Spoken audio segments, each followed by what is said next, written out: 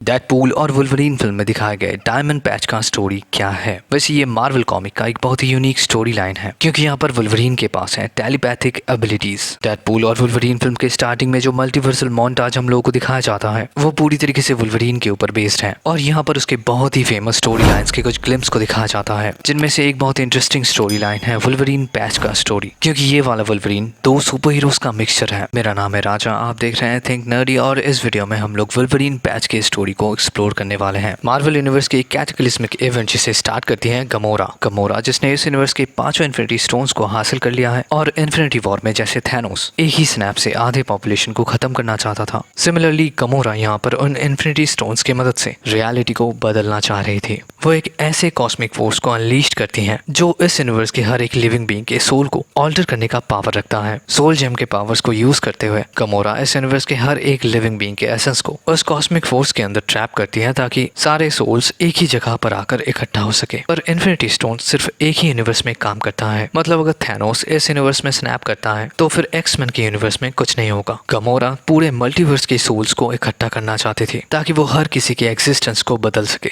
लेकिन यहाँ पर एक अलग ही टाइमलाइन स्टार्ट हो जाता है, जहाँ पर दो सोल्स एक ही बॉडी में घर बना लेते हैं। और सिर्फ सोल्स ही क्यों, ये जो डायमेंशन है ये अर्थ 616 में क्रिएट हुआ एक पॉकेट डायमेंशन है, जहाँ पर ऐसे बहुत सारे सुपर हीरोज एग्जिस्ट करते हैं जिनके पास दो सुपर हीरोज के पावर्स हैं, जैसे कि आयरन हैमर जिसके पास आयरन मैन और थॉर का पावर है, वेपन हेक्स जिसके पास X-23 और स्कारलेट विच का पावर है, सिमिलरली डायमंड पैच जिसके पास वुल्वरीन और एमा फ्रॉस्ट का पावर है। मार्वल की हिस्ट्री का one of the most powerful Wolverine version जिसके पास वुल्वरीन की जैसे ही रीजनरेटिव पावर्स हैं, सुपर ह्यूमन स्ट्रेंथ और अजाइल है, और इसके क्लॉज एडमेंडियम के बदले डायमंड के हैं। पर जो चीज इसे दूसरे वुल्वरीन से अलग बनाता है वो है इसके टेलीपैथिक एबिलिटीज। डायमंड पैच एक ओमेगा लेवल का टेलीपैथ है। इस कैरेक्टर का स्टोरी स्टार्ट होता है फ्रॉस्ट इंटरनेशनल के हॉल ऑफ फेम को दिखाने से, जहाँ पर पैच इस कॉन्फ्रेंस को होस्ट कर रहा है। वो यहाँ पर एक बहुत ही मोटिवेशनल स्पीच देता है कि उसने किस तरीके से इस बिजनेस को बिल्ड किया है, और वो खुद को थोड़ा बहुत फ्लेक्स भी करता है, क्योंकि वो यहाँ पर एक प्ले बॉय टाइप कैरेक्टर है। कॉन्फ्रेंस के बाद वो अपने क्लब में जाकर पोकर खेलता है, फिर यहाँ पर डेडपूल आ जाता है। पर इसके बाद वो जब बार में जाकर ड्रिंक्स लेता है तब उसे लगता है कि एक लड़की उसे फॉलो कर रही है। प्रॉबेबली वो उससे इम्प्रेस्ड हो चुकी है और वो कुछ टाइम के लिए उसके साथ ही रहना चाहती है। पैच भी मौके पे चौका मारता है। वो उस लड़की के सामने और ज्यादा फ्लेक्स करता है, अपने डायमंड क्लॉज दिखाता है और फिर उसे छत पर ले जाता है ताकि वो थोड़ा बहुत प्राइवेट टाइम स्पेंड कर सके। लेकिन पैच उस लड़की को छत पर ले जाकर कहता है, मुझे पता है तुझे ड्रैगन किंग ने भेजा है, तेरा नाम डेथस्ट्रीक है ना। ऐसे में जब वो अपने ओरिजिनल फॉर्म में आने की कोशिश करता है तभी पैच अपने डायमंड क्लॉज से उसके ऊपर अटैक करता है। अभी जब ये लोग लड़ते हुए उस रूफटॉप के एज पर आ जाते हैं तभी पैच उसे किक करता है और वो छत से गिर जाता है। पैच के इस एक्ट को देखकर उसकी लवर फीनिक्स अपना एग्जिस्टेंस रिवील करती है और वो उसे कंग्रेचुलेट भी करती है। इस इंसिडेंट के बाद पैच के लोग एक और इविल म्यूटेंट को कैप्चर करते हैं जो पैच को मारना चाहता था, और वो म्यूटेंट है फायर बेली। डेथस्ट्रीक के मरने के बाद ड्रैगन किंग पैच को मारने का कॉन्टैक्ट इस म्यूटेंट को देता है, पर पैच जब उसे थोड़ा बहुत टॉर्चर करता है तब वो उसी के साथ मिलकर ड्रैगन किंग को मारने का प्लान बनाते हैं। गमोरा जब सोल स्टोन्स का यूज करके इस कैटेक्लिस्मिक इवेंट को स्टार्ट करती है तब उससे लोकी बच जाता है, मतलब उसका सोल प्योर रहता है और वो किसी के साथ मर्ज नहीं होता। और फिर एक टाइम के बाद वो पैच के घर आता है, क्योंकि उसे पता है कि ये सब कुछ पैच ही ठीक कर सकता है। पैच लोकी को अपने घर में घुसने भी नहीं दे रहा था, पर लोकी का माइंड रीड करने के बाद उसे पता चलता है कि इस यूनिवर्स में कुछ तो गड़बड़ है। लोकी अभी पैच को गमोरा के प्लान्स के बारे में सब कुछ एक्सप्लेन करता है। गमोरा इन्फिनिटी स्टोन्स की मदद से एक सोल ईटिंग डीमन को तैयार करती है जो सिर्फ सोल्स को कंज्यूम करता है, पर उसका भूख दिन ब दिन बढ़ रहा है। तो गमोरा दो पावरफुल बीइंग्स को एक ही बॉडी में मर्ज कर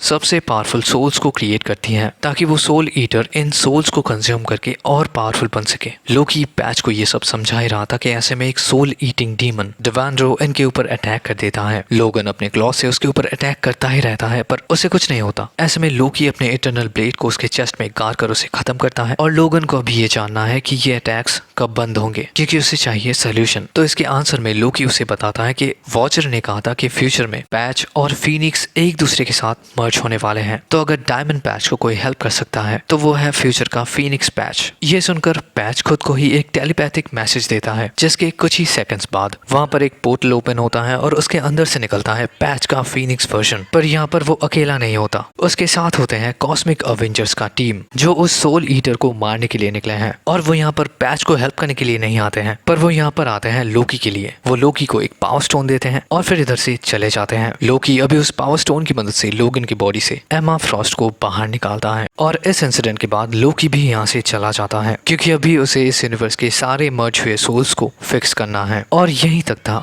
डायमंड पैच का स्टोरी। वीडियो कैसा लगा कमेंट में जरूर बताना और मिलते हैं आपसे अगली वीडियो में। Till then take care and peace out.